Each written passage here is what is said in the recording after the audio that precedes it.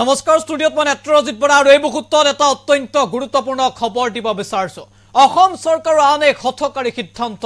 এবাৰ ডিমোৰ মৌখুটি চাহ বাগিচাত চৰকাৰী আঁচনি ৰূপায়ণৰ নামত চাহ বাগিচাৰ 50 বিঘা ভূমি ব্যৱহাৰ কৰিব বিচাৰিছে চৰকাৰে। চৰকাৰৰ এই সিদ্ধান্তৰ বিৰুদ্ধে ইতিমধ্যে প্ৰতিবাদ সাব্যস্ত কৰিছে চাহ শ্ৰমিকে। আৰু আজিৰ দিনটো চাহ শ্ৰমিকৰ কাষত থিয় হ'ল আম আদমি পাৰ্টিৰ নেতা মনোজ ধানোৱাৰ। আপৰ নেতা মনোজ ধানোৱাৰ নেতৃত্বত এটা সজাতি দলে সাক্ষাৎ কৰিলে চাহ শ্ৰমিকসকলক। চাহ শ্ৰমিকসকলক সাক্ষাৎ কৰি তেওঁলোকৰ মনৰ খবৰ ল'লে আম আদমি পাৰ্টিৰ সজাতি দলটোৱে।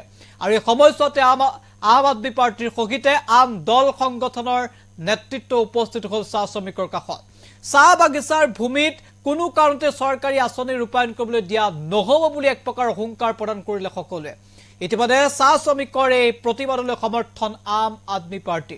শেহতীয়া তথ্য অনুসৰি চাহ বাগিচাৰ 50 বিঘা ভূমিত চৰকাৰী আঁচনি ৰূপায়ণৰ নামত অমৃত বৃক্ষ আঁচনিৰ জৰিয়তে গছপুলি ৰোপণ কৰিব বিচাৰিছে চৰকাৰে, যাৰ বাবে এতিয়া চাহ শ্ৰমিকসকলে বিৰোধিতা কৰিছে। তাৰ বিপৰীতে তেওঁলোকৰ দাবী, প্ৰয়োজন হ'লে চাহ গছ লগাওক, কিন্তু অমৃত বৃক্ষ বা চৰকাৰী কাৰ্যসূচীৰ বাবে এই বাগিচাৰ ভূমি ব্যৱহাৰ কৰিবলৈ দিয়া নহ'ব। সবিশেষ আনি টকছ দৰ্শকৰ বাবে লৈ আহিছোঁ। আমি জনাইছোঁ গুৰুত্বপূৰ্ণ খবৰ। মৌখুটি বাগিচাৰ ভূমি শ্ৰমিকক ঘূৰাই দিয়াৰ দাবীত অটল চাহ শ্ৰমিক।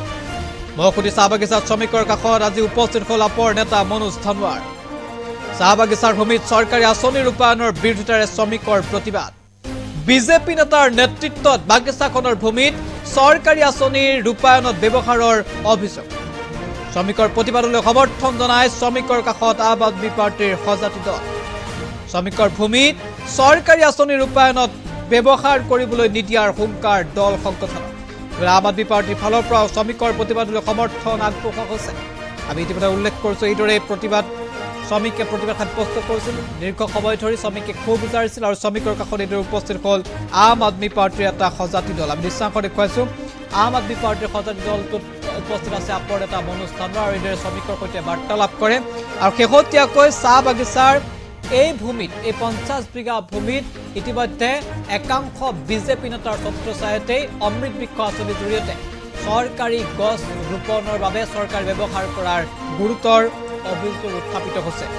আৰু যাৰ বাবে এতিয়া বিৰোধিতা কৰিছে চাহ শ্ৰমিকে। ভূমি চাহ বাগিচাৰ শ্ৰমিকক ঘূৰাই দিয়াৰ দাবী তুলিছে ইতিমধ্যে চাহ বাগিচাখনৰ এইসকল শ্ৰমিকে।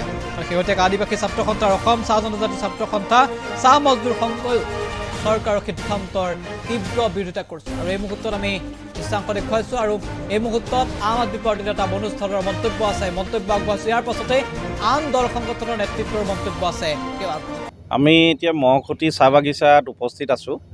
আমি ইতিমধ্যে গম পাইছোঁ যে ইয়াতে প্ৰায় 50 বিঘা মাটি চৰকাৰে অমৃত বৃক্ষাৰোপণৰ নামত অধিগ্ৰহণ কৰিবলৈ বিচাৰিছিলে।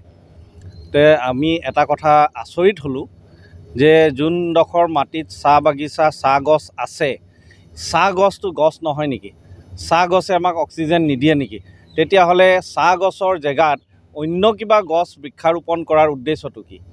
এয়া স্পষ্ট বুজা গৈ আছে যে আচলতে যি মালিকানা অধিকাৰ আছে মাটিডোখৰৰ ওপৰত, সেই মালিকানা অধিকাৰটো কাৰোবাক দিবলৈ বিচাৰি আছে চৰকাৰে। আৰু সেইকাৰণে চাহ গছৰ বদলি বেলেগ কিবা গছ ৰোৱাৰ তাত পৰিকল্পনা হাতত লৈছিলে। ইতিমধ্যে ৰাইজে যথেষ্ট প্ৰতিক্ৰিয়া প্ৰকাশ কৰিছে, ক্ষোভ প্ৰকাশ কৰিছে। আমি আহি ৰাইজক আশ্বস্ত কৰিছোঁ, আমি লগত আছোঁ। আৰু প্ৰয়োজন হ'লে ইয়াৰ পিছত যদি গণতান্ত্ৰিকভাৱে কিবা কাৰ্যসূচী হাতত ল'ব লগা হয়, আমি নিশ্চিতভাৱে আগন্তুক দিনত আমি ৰাইজক লগ দিম। এই সন্দৰ্ভত বিধায়কে কিবা কৈছে নেকি? মই সঠিক গম নাপাওঁ তেখেতৰ কি প্ৰতিক্ৰিয়া আছে, কিন্তু যিয়ে নহওক তেখেতকো আহ্বান জনাইছোঁ যে তেখেত আহি ৰাইজৰ হকে থিয় দিয়ক। কাৰণ এই মাটিডোখৰ ইয়াৰ চাহ শ্ৰমিকৰ মাটি হয়, চাহ বাগিচাৰ মাটি হয়। গতিকে তেখেতৰ অনুমতি নোলোৱাকৈ কোনো অন্য কিবা পৰিকল্পনাত ব্যৱহাৰ কৰাটো কোনো পধ্যে গ্ৰহণযোগ্য হ'ব নোৱাৰে। জগৰীয়া কোন বুলি ভাবে? প্ৰশাসন জগৰীয়া নিশ্চিতভাৱে।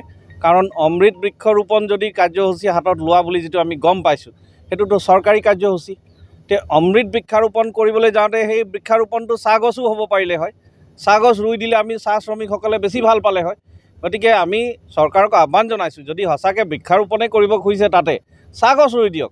আমাৰ চাহ শ্ৰমিকসকলে তাত কাম কৰি খাব পাৰিব। গতিকে অন্য কিবা বৃক্ষাৰোপণ কৰা মানে আপোনালোকে মালিকানা অধিকাৰটো বেলেগ কাৰোবাক দিবলৈ বিচাৰিছে, কেৱল আমি সেইটোৱে বুজি পাম। পৰৱৰ্তী পদক্ষেপ কি হ'ব? পৰৱৰ্তী পদক্ষেপ যদি আমি এতিয়া চৰকাৰক আহ্বান জনাইছোঁ। ইতিমধ্যে প্ৰশাসনৰ ওচৰতো কাষ চাপিছে ৰাইজে। প্ৰশাসনে গোটেই কথাখিনি বুজ ল'ব বুলি আশা কৰিছোঁ। কিন্তু তাৰ পিছতো যদি কোনো সমাধান নোলায়, তেতিয়াহ'লে গণতান্ত্ৰিকভাৱে যি প্ৰক্ৰিয়া হাতত ল'ব লগা আছে আমি নিশ্চিতভাৱে ল'ম। পত্ৰ প্ৰেৰণ কৰিছে নেকি? ইতিমধ্যে ৰাইজে পত্ৰ প্ৰেৰণ কৰিছে। DC ছাৰলৈ ইতিমধ্যে ৰাইজে গৈ সাক্ষাতো কৰিছে, তেখেতক লগ ধৰিছে বুলি আমি গম পাইছোঁ। আৰু শ্ৰমিকসকলৰ লগত আমি সম্পূৰ্ণৰূপে লগত আছোঁ। যি মাটি বিজেপি কৰ্মীয়ে অবৈধভাৱে যি আঁচনি ৰূপায়ণ কৰিম বুলি কৈছে, সেই আঁচনি ৰূপায়ণ কৰিব আমি নিদিওঁ। আমাৰ বাগিচা শ্ৰমিকসকলেও কেতিয়াও নিদিয়ে। আৰু আমি চৰকাৰক আমি ধিক্কাৰ জনাইছোঁ যাতে এই আঁচনি অতি শীঘ্ৰে তেওঁলোকে বন্ধ কৰক, অন্যথা আদিবাসী ছাত্ৰ সন্থাই ইয়াতকৈ ভয়াৱহ আন্দোলন ল'বৰ কাৰণে বাধ্য হ'ব। আমি স্থানীয় হিচাপে আমি যিমান গম পাওঁ, এই মাটিখন আপোনাৰ কেছ লাগি আছিলে। আপোনাৰ প্ৰায় 93 মানত আমি যিমান জানো আৰু। তো আমি যেতিয়াই মানে মৌখুৰী চাহ বাগিচাৰ প্ৰধান পৰিচালকৰ ওচৰত কাষ চাপোঁ, তেখেতে কয় মানে কি আমাৰ কেছ লাগি আছে। অতদিনে আমি কেছ লগাই শুনি পাইছিলোঁ। কিন্তু আমি হঠাৎ দেখি পালোঁ যোৱা দেওবাৰ আপোনাৰ মানে কি ডিমৌৰ এগৰাকী জিতু চেতিয়া নামৰ ব্যক্তি এজনে তেওঁ নিজে আনি JCB 2খন আনি তেখেতৰ তেওঁ আনি মানে কি আমাৰ ইয়াত বোলে চাহ পুলি উঠাই আপোনাৰ কঠীয়া সিঁচিম বা বৃক্ষৰোপণ কৰিম। তো আমি তেতিয়া এটা স্পষ্ট আমি ক'লোঁ যে আমাক সেইটো যিটো চৰকাৰী আঁচনি আছে, আমাক চৰকাৰী আঁচনিটো নালাগে। প্ৰয়োজন সাপেক্ষে আপোনালোকে এইটো এটা ব্যৱস্থা কৰি দিয়ক, আমাক এখন NOC দিয়ক, যাতে আমাৰ 50 বিঘা মাটিত আমি প্লেণ্টেশ্যন কৰিব পাৰোঁ আৰু তাত 20 ঘৰ বা 30 ঘৰ পৰিয়ালে ব্যতিক্ৰমে চলিব পাৰে। আপোনালোকৰ বিধায়কৰ লগত যোগাযোগ কৰা নাই? নাই, আমাৰ বিধায়কৰ লগত একো যোগাযোগ হোৱা নাই। পৰৱৰ্তী পদক্ষেপ ইয়াতকৈ যদি তেখেতলোকে মানি নলয়, ইয়াতকৈ আমি জংগ হৈ আন্দোলন কৰিবলৈ সাজু আছোঁ।